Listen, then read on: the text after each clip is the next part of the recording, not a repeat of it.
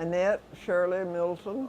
I'm widowed by Furman Demetrius Milton, who was Thurman Milton's son, and he's better known as Buster Milton, my husband was. And you have how many children? 3. We lost one of our children, but Butch lives in Riesel, Texas, where I do, and my daughter, Leanne Milton Robert. And she has with her today her daughter, her baby child, who's about to go off to college. That's Rebecca, and Rebecca's an important name in the Milton family, I have found out. Well, we knew that as well as in my family. And when did you marry Buster? When did I marry him? What year was it? Just 1954. 54, that's right. Okay. Here in Alabama, or? Yeah, I was from Glenwood, which isn't over 12 miles, I guess, from here.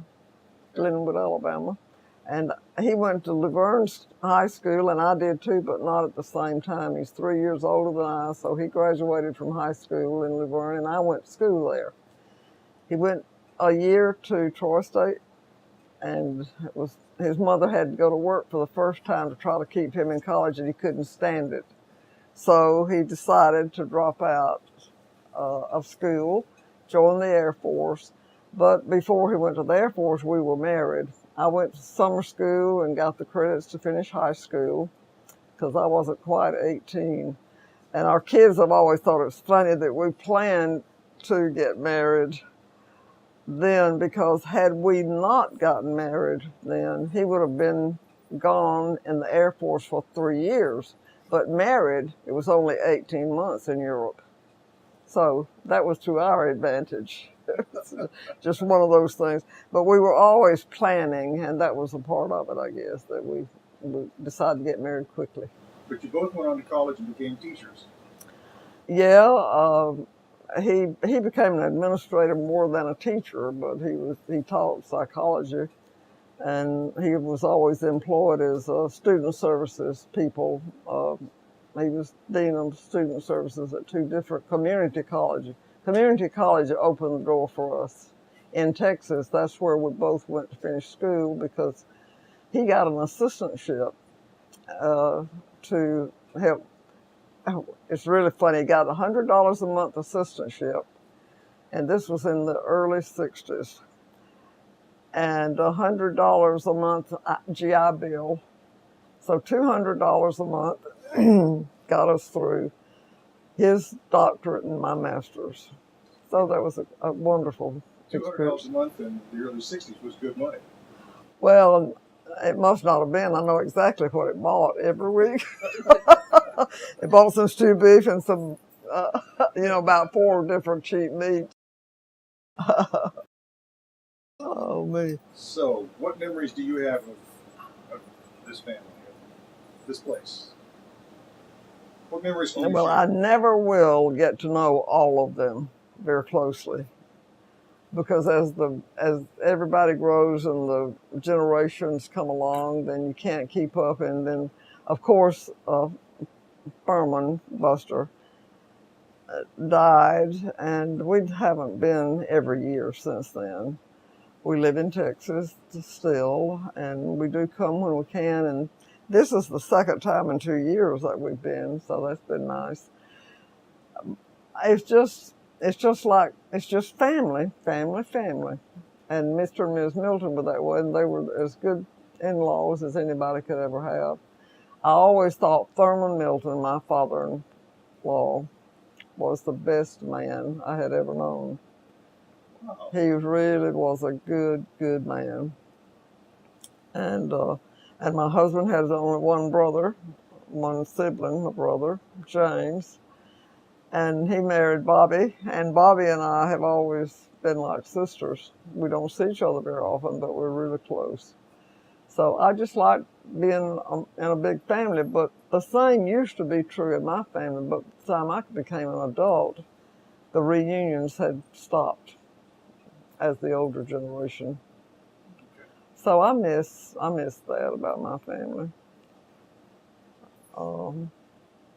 it's really been interesting to be a part of this family. I don't know, I bet you do, anybody else who is older than we are, would know about the daughters of one of the Milton men, and all the girls' names had state names and city names, Savannah, but all of them had the word Anna in it, like Savannah, Anna, Delta, whatever. They'd have 3 or 4 names, and Anna was all in. We never knew why. You know, I bet some of our older generation that's gone now did know that, but I don't know. But anyway, my son, who was in college in Texas, my second son, Jay, was dating a girl whose best friend's grandmother was a friend of one of the older Milton women who had left Alabama, married a man in Texas, and had stayed out there, and it made her dad so mad he didn't want him to come home again.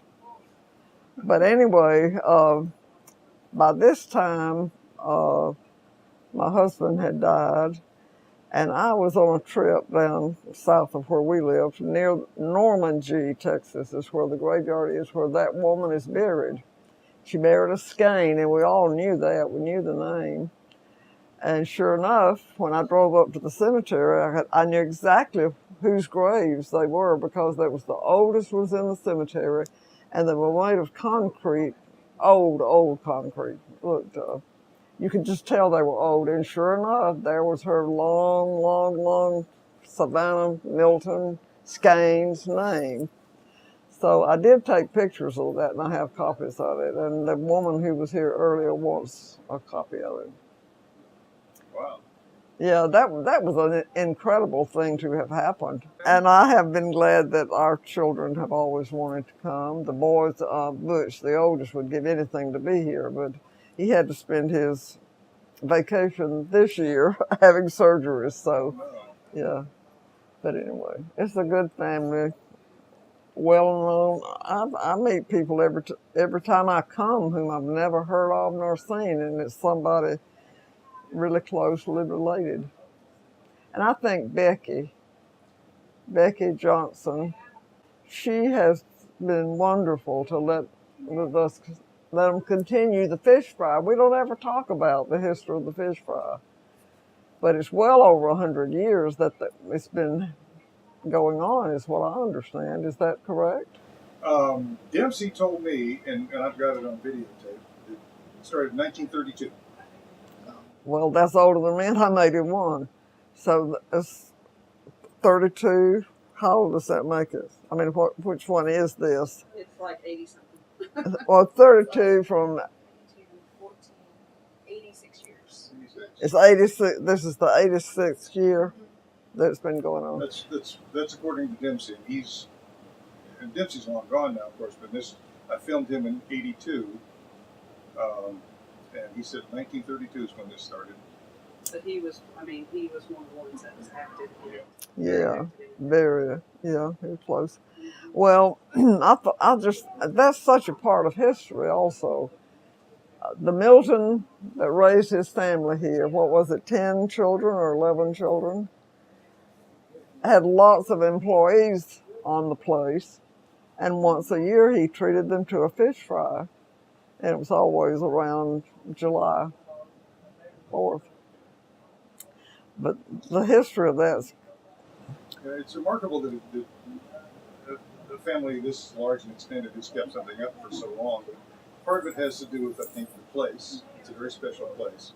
it is the house, the log house that's been renovated to. And Becky, and like you said, Becky is such a special person. She's made us all very welcome here. Hasn't she, though? I really feel that we all ought to be indebted to her.